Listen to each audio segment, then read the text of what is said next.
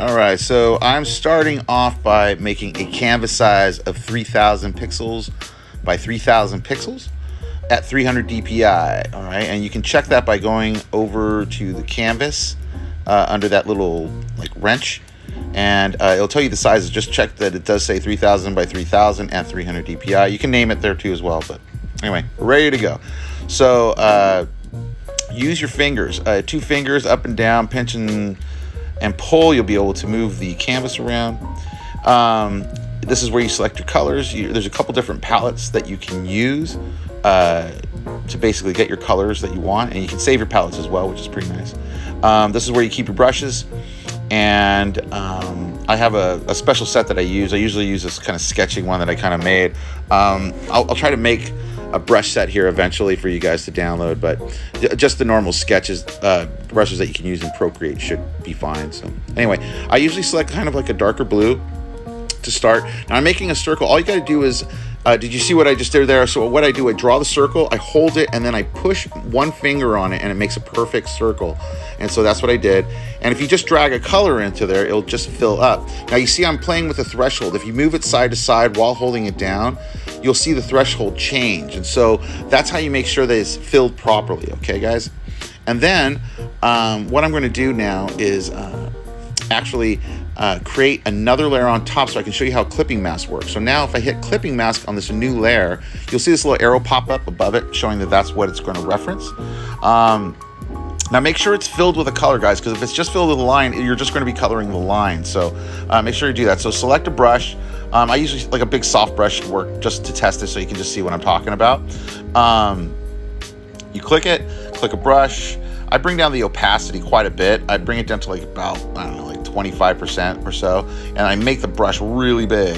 And then I go way outside of the line because it's going to clip on that shape, and you'll see how it kind of perfectly starts to shape right into that circle, right? And now what I'm going to do, because it's at 20%, every time I lift my pencil and put it back down, it's going to give another layer of that so you can get darker tones and kind of build up your shadows that way. All right, so that's one way you can do it. Now you can also do that with the highlights. You switch the color over to a white and do it on the other side, and now you have some nice highlights on the other side of whatever you're trying to shade and highlight. So anyway, that's the basic idea of clipping mask. You got to make sure that the object is filled and that you're referencing something that's filled, and then you're going to basically clip to it and paint right on top of it. All right, so anyway, what I was doing there, that was 2 fingers, guys. If you use 2 fingers and tap, you can undo. 3 fingers will redo. Now I'm going to go back in. I'm going to select a brush, my sketch brush, and I select a blue color to start for sketching. Right now I'm just loose. I'm not even really thinking. I have no idea what I'm about to draw, guys. Honestly, I just was, oh, let me just put a tutorial together. And so I think I'm just going to draw a face of some sort, some dude. So anyway, I usually start off with more of a paper. So instead of starting with a circle, I usually start off with a paper shape. So imagine like a piece of paper that curves around in 3D space. And then I put a line right down the middle of where that would be. And then I place my nose and my eyes that way. And that way it kind of gives me a nice perspective way of doing it. I used to do the old circle thing, but it gets a little weird. I think this method kind of works a little bit better. You can just add an ear right there to the left. And right here, I'm just drawing some, I don't know what I'm drawing right here. I think right now I'm just trying to think, what the hell am I going to do? Let me just draw this. That doesn't look good at all. Can tell I'm like going like, what the hell am I drawing here? And no, I'm not going to do it. I'm not going to do it. And I'm going to just, nope. And I'm thinking, does that look good? Nope. And you see I'm double tapping like crazy to get out of that idea, because you know what? That is not what I want to do, and I am out. So this is the process of drawing, guys. So you understand, you know, things don't just pop right out. Sometimes you have to kind of think them out, redo it. So here I'm going at it again. I have a different idea now. And I was recently watching, of all movies, The Green Lantern with Ryan Reynolds. What's that actor's name that plays the guy with the big forehead and the receding hairline? So I was like, you know what? I'm going to draw a resembling character like that. So I just started going at it. I decided to go, you know what? He needs a really big forehead. So you can see I put the eye line like way low on this face. because I really want him to kind of pop out that way. And now I'm just kind of drawing him out, sketching kind of just whatever I think is going to be there. There's his ears, you know, everything's going to be down there. You can see his forehead's going to be absolutely massive. So let me finish sketching this out so we can get to the next part.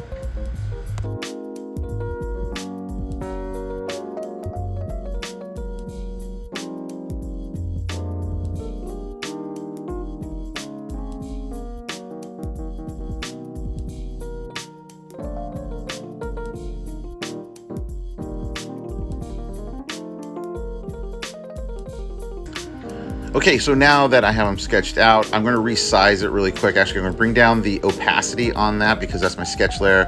I'm just using it there just basically for placement and shapes, guys. It's not supposed to be perfect. I don't expect it to be perfect.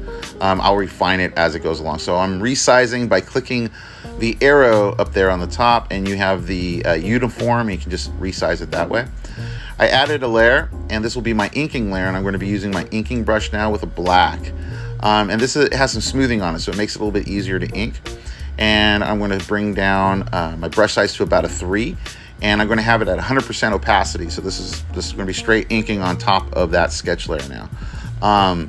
So let me finish inking this up now. Now you want to make sure that when you're inking, you're trying to close all the shapes. If you want anything colored, you want to make sure that that shape is completely closed, so there's no gaps. If there's gaps, it's going to be hard to fill when you drag and drop the color. So as you're sketching this out, guys, do that. So whatever you're sketching, you want to make sure all your shapes are close. So let me fast forward through this until we get to the end of the line drawing, and then we'll go into the color and the masking.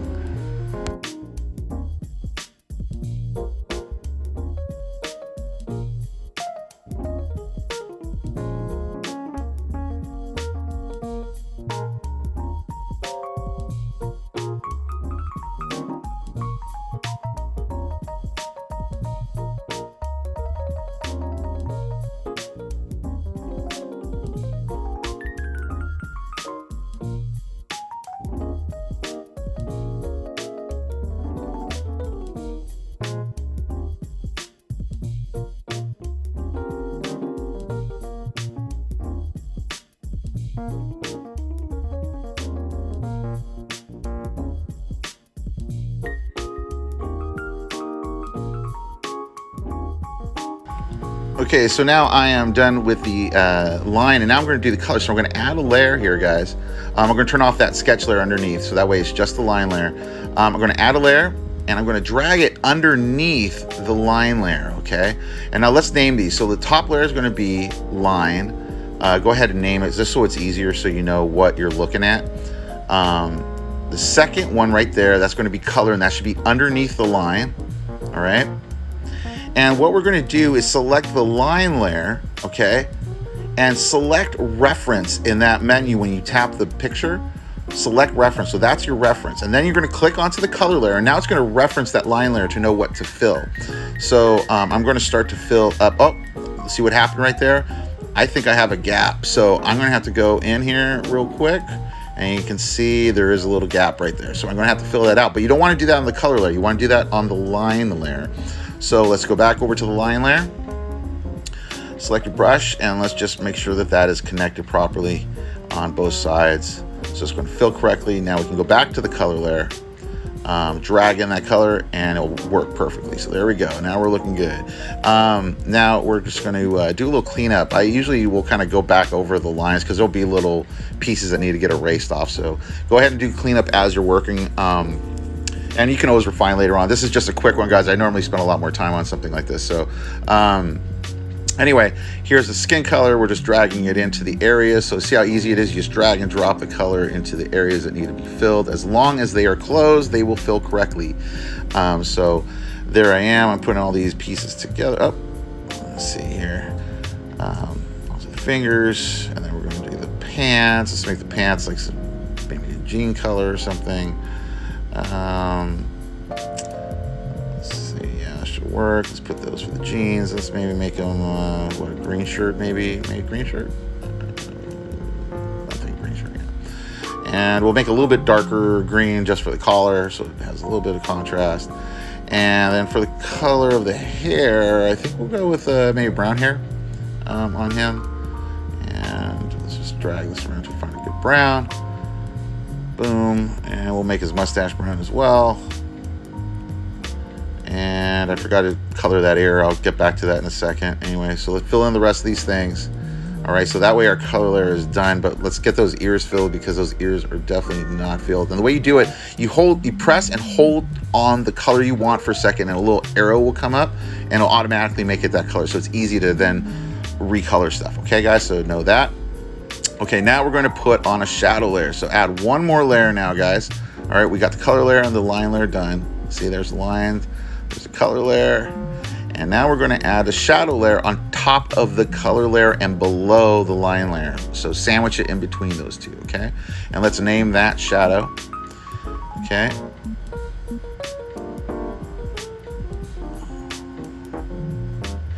And what you want to do now is click clipping mask. Remember when we did clipping mask in the beginning?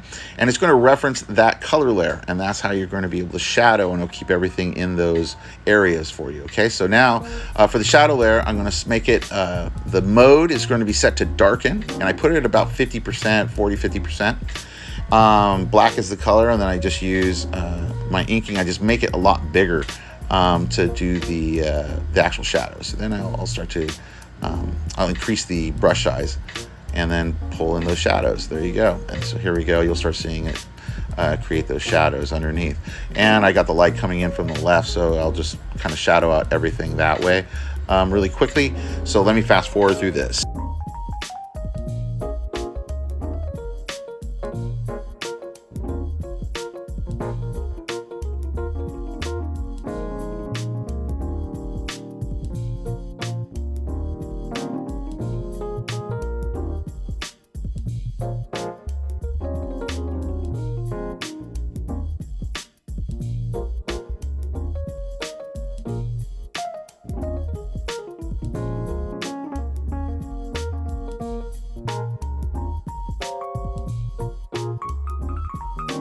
Okay, so now we're ready for the highlight layer. So now let's add another layer on top of the shadow layer, still underneath the line layer.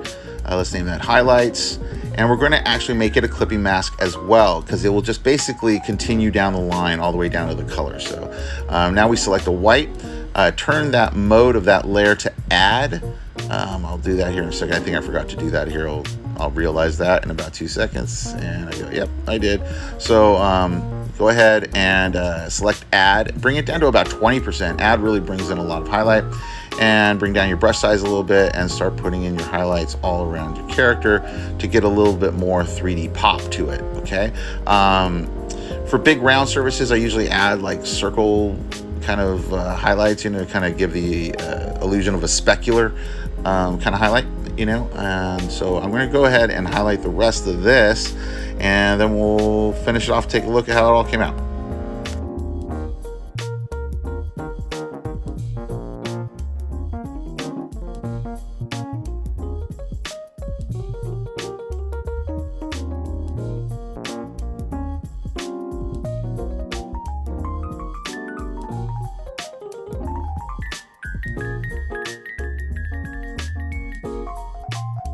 And now I'm just going to finish it off with a background color.